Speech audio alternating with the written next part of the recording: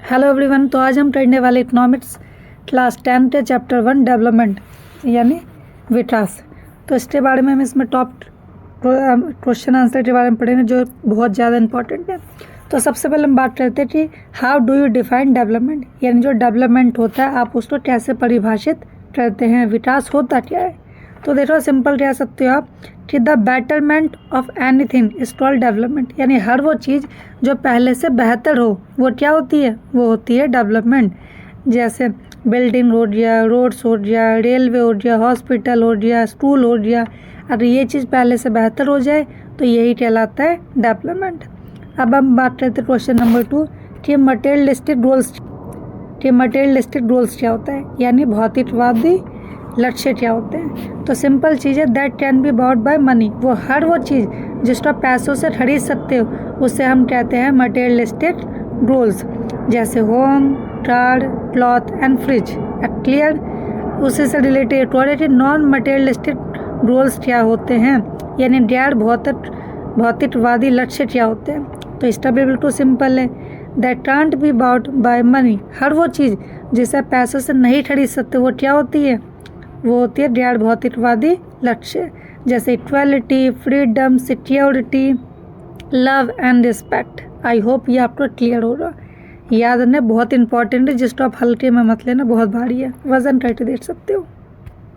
अब आता है क्वेश्चन नंबर 4 की तरफ चलते हैं कि नेशनल डेवलपमेंट क्या होता है। क्या होता है नेशनल डेवलपमेंट? तो सिंपल शब्द में आप कह सकते हो the ability of the country to improve the living standard of it citizen, it is called national development. यानी कहने का मतलब है कि एक देश में रह रहे लोग की जो लिविंग स्टैंडर्ड है, रहने का जो तरीका है, अगर वो सुधर जाए, वो इम्प्रूव हो जाए, बेटर हो जाए, तो वो ही कहलाता है नेशनल डेवलपमेंट यानी राष्ट्रीय विकास। जैसे जो गवर्नमेंट उसे एजुकेशन पे फोकस करना चाहिए, medical care, public facility, employment. तो इनसे क्या होगा कि लोगों की जो लाइफ होगी वो पहले से बेहतर होगी। तो इसी को हम कहते हैं नेशनल डेवलपमेंट। अब आता है पर कैपिटा इनकम, यानी एवरेज इनकम क्या होता है, जिसे इन हिंदी में बोलते हैं प्रति व्यक्ति औसत आय।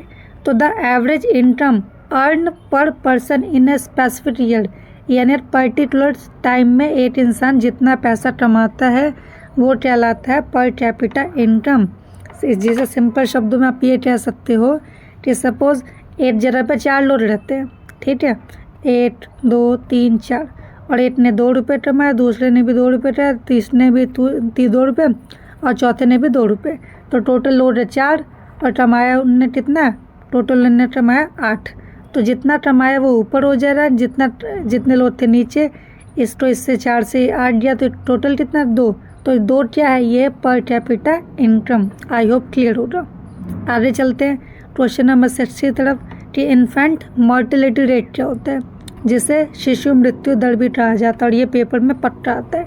It indicates the number of children that die before the age of 1 year as proposal of 1000 live children both in the particular year, यानी 1 साल के अंदर करीब 1000 बच्चों में से कितने बच्चे ऐसे हैं जो 1 साल होने से पहले ही मर जाते हैं, वो कहलाता है शिशु मृत्यु दर, यानी इन्फेंट मॉर्टेलिटी रेट। याद रहे, यानी 1 साल में 1000 में से 1000 बच्चे में से कितने बच्चे ऐसे हैं जो 1 साल होने से पहले मर जाते हैं, वो कहलाता है शिशु मृत्यु दर। आई होप आपको क्लियर होगा। आगे चलते हैं क्वेश्चन नंबर 7 जिसका नाम है, जिसके अंदर पढ़े कि लिटरेसी रेट क्या होता है, यानी साक्षरता दर।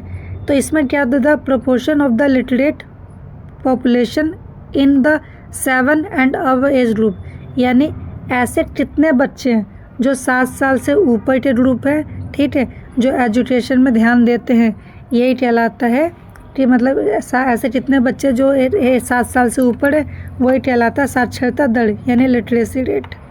क्लियर। अब देखो, अब आता है नेट अटेंडेंस रेशियो, यानी शुद्ध उपस्थिति अनुपात। The total number of children the age group 14-15, यानी हर वो बच्चा जो 14-15 साल का है और वो अटेंडेंस स्कूल जो स्कूल अटेंड करता है as a percentage of total number of children the same age group, यानी 14-15 साल के ऐसे कितने बच्चे हैं जो स्कूल डेली अटेंडेंस अटेंड करते हैं वही कहलाता है नेट अटेंडेंस रेशियो, यानी शुद्ध उपस्थिति अनुपात। अब आता है क्वेश्चन नंबर 9, पब्लिक फैसिलिटी यानी सार्वजनिक सुविधाएं क्या होती है। तो ये भी बिल्कुल ईजी है। Public facility are those basic facility which are provided to all citizen by the government, यानी गवर्नमेंट के द्वारा जो वहाँ के लोगों के लिए सुविधाएं दिलाई जाती है वो कहलाता है पब्लिक फैसिलिटी, जिससे उनकी जो ज़िंदगी है, उनकी जो लाइफ है उसका अच्छी तरह से डेवलपमेंट यानी विकास हो, जैसे education, health, security and food. तो ये सारी चीज़ें हमारे गवर्नमेंट के द्वारा हमें दिलाई जाती है, तो यही कहलाते हैं पब्लिक फैसिलिटी। अब क्वेश्चन आता है आपका 10 कि बॉडी मास इंडेक्स क्या होता है, जिसे बोलते हैं BMI। तो body mass index is a criteria which use to find out whether a person is nourished, under nourished और ओवरवेटेड। बॉडी मास इंडेक्स एक तरीका होता है जिससे हमें ये पता चलता है कि एक इंसान काफ़ी ज़्यादा कमज़ोर है, नॉर्मल है या ओवरवेटेड है। इससे हमें पता चलता है। आप इसको निकालते थे, ऐसे सिंपल है, जितना आपका वेट होता है, ठीक है, वो ऊपर ले लो। जैसे मान लो मेरा वेट हो गया 50, ठीक है, और जितनी आपकी हाइट होती है मीटर में, उसका स्क्वायर ले लो। तो सपोज़ आपका 2 मीटर आपकी हाइट है, तो 2 का स्क्वायर क्या होता है, 4 होता है। तो यहाँ पे 50 ले लिया, यहाँ पे आपने 4 ले लिया, और 4 को अगर 50 से करो तो कितने बार में 50 जाएगा, ये जाएगा आपका, मत पूछो कितने बार जाएगा, मैथ्स कमजोर है। तो उसी को हम कहते हैं बॉडी मास इंडेक्स। अब आता है ह्यूमन डेवलपमेंट रिपोर्ट क्या होती है। तो ये भी बिल्कुल सिंपल है।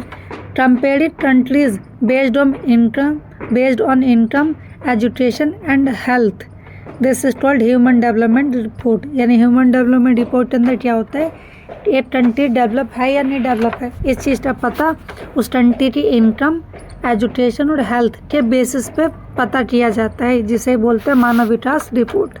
आई होप आपको ये वीडियो बहुत पसंद आई होगी। अगर आपको कोई दिक्कत हो, समस्या हो या कोई चैप्टर समझना हो 10th क्लास का, तो मुझे ज़रूर बताएं। और पेपर आने वाला यार, पढ़ाई पे ध्यान दो, पढ़ाई पे, ठीक है। 11th में मेहनत कर लेना, कोई दिक्कत नहीं है, मत मेहनत करना चलेगा, पर 10th और 12th में यार मेहनत करना बहुत ज़्यादा ज़रूरी होता है। तो प्लीज़ इसमें मेहनत कर लो, पास हो रहे, पास तो यार सब लोग हो ही जाते हैं, अच्छे नंबर लाने के बारे में सोचो। तो मिलते हैं अगले वीडियो में। भारत माता की जय, और वीडियो सब्सक्राइब कर देना यार।